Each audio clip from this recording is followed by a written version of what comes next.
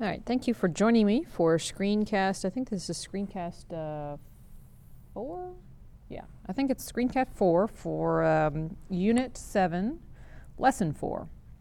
And on page 394, you did a sample problem with me about calculating horizontal distance with the amount of elevation change, basically calculating rise over run. Okay? And it's time for you to do one with me. So it says find the slope of Roadrunner route. Write your calculations under each step. So step 1, use the map scale to estimate the distance from point C to point D and write this distance below. Okay. I have to move it up just a tad. All right, the distance from C to D.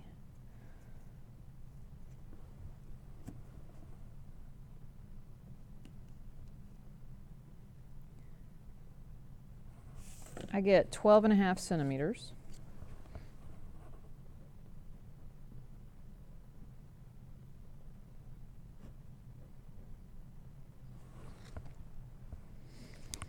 And down here on my scale, remember that 6 centimeters is half a mile on my scale.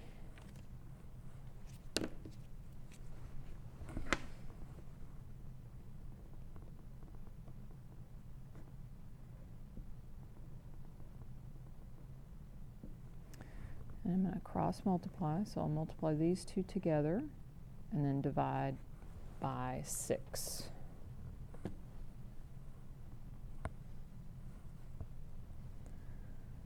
.5 times 0.5 divided by 6, and you get 1.04. All right.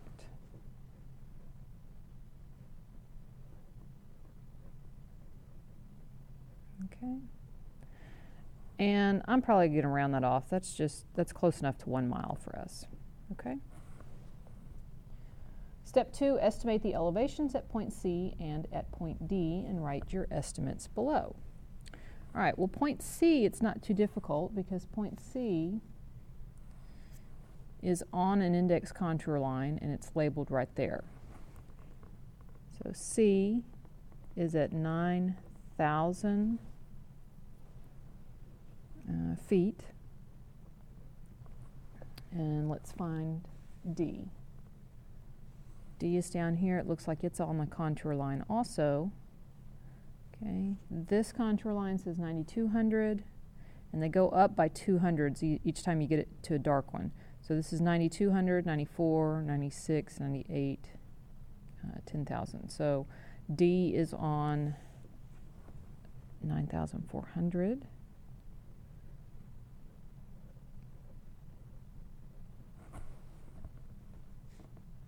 Step 3, find the difference between the beginning and the end elevations by subtracting the smaller elevation from the larger. So 9,400 feet minus 9,000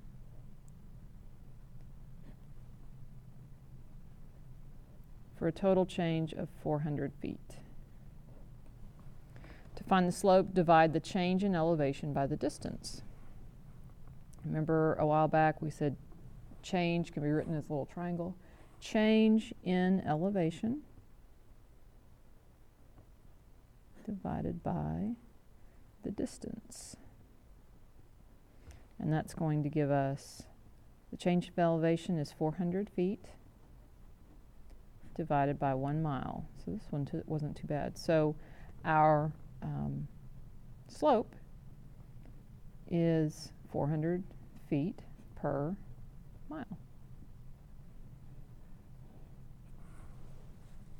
Okay.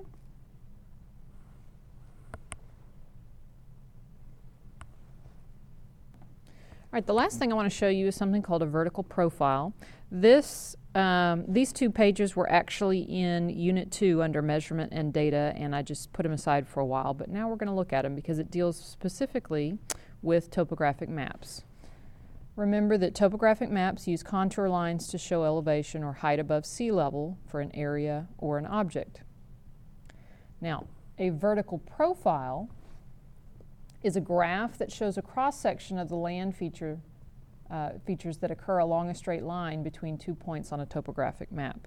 It's kind of like if you wanted to graph the change of elevation, if you were going to hike from point A to point B and get an idea of how easy that hike is, you can put it on a graph. Okay, so we're going to scroll down a little bit.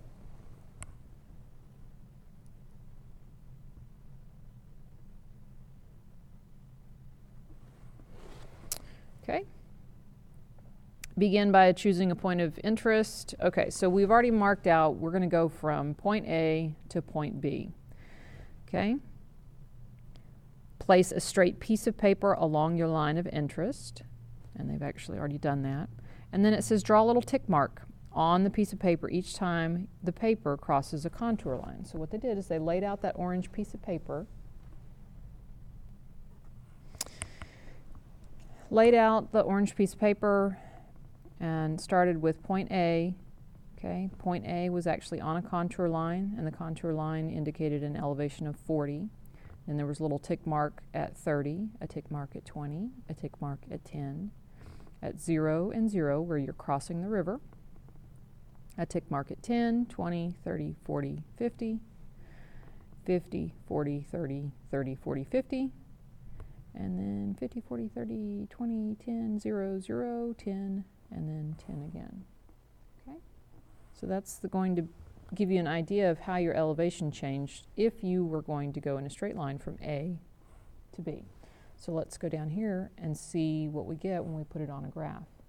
So you take that little piece of paper that you marked and you put it down here, and A is going to be at the origin of your graph. Okay? And what you're going to do on the y-axis is you're going to put the elevations, 0, 10, 20, 30, 40, 50, 60, etc. Okay? So where you started, go up to 0.4 because, or not 0.4, 40, because that was where that contour line indicated an elevation. So you graph at 40, then at 30, straight up from 20, 10, 0, 0, okay? And then these ones are fairly close together, which is why the line is fairly steep. Okay, remember when contour lines are close together, it indicates something steep. And then you hit 5 for 50, 50, and during that time you're pretty much walking on flat ground. Then you go down into a dip and up out of the dip. Okay, then eventually you hit a really steep slope again down to the river and then up a hill. So this gives you an idea of what kind of hike you're in for if you went from point A to point B. You'd be going downhill to the river, then up a really steep hill to a little bit of a flat area, down into a depression and out of it, a little bit of a flat area, and then down a steep cliff, over part of the lake, and then up a little bit. Okay? All right, now we're going to try one ourselves. All right, they've already laid out the piece of paper. We're going from C to D this time. At point C, that's hard to see, but that's 60, and then 50, 40, 30, that one's 20, 10, 0, 0, 10, 20, 30, 40, 50, 60,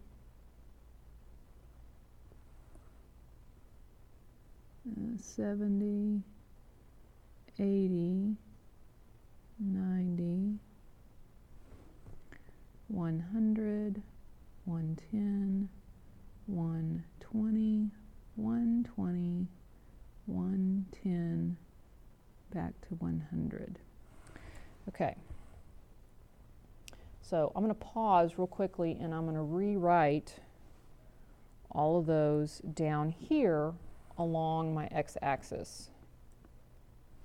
Okay, now what I'm going to do is I am going to use those little tick marks and plot my profile.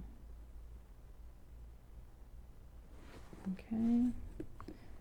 And I need to try to stay as straight up and down as possible. 40 should be here, 30,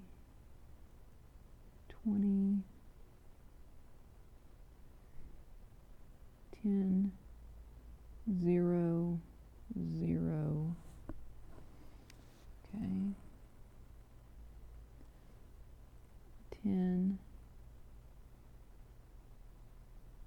20,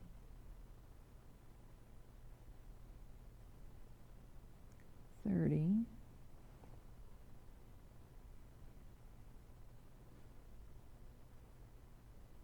40, 50,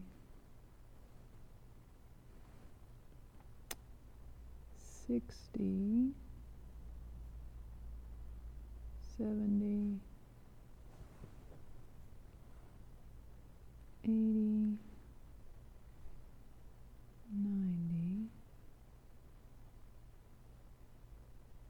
100, 110, 120. The peak they marked was 125. Back down to 120, 110, 100. Okay, that was a fairly, if you were going to hike this, that's a fairly vigorous hike. You go downhill, and then you're going to go up steep, and then down. And that's what your vertical profile is going to look like. That's going to be quite a hike. Okay? All right.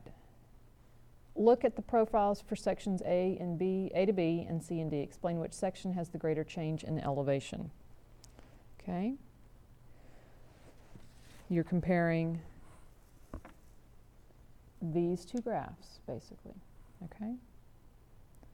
Describe advantages and disadvantages of using a vertical profile versus using a topographic map. Okay? One advantage to using the vertical profile is you're going to have a really good idea of just how hard it is to get from point A to point B or point C to point D, because it's going to tell you, is the hike going to be flat or is it going to be quite hilly? So you might want to do some of that before you plan a hike next time.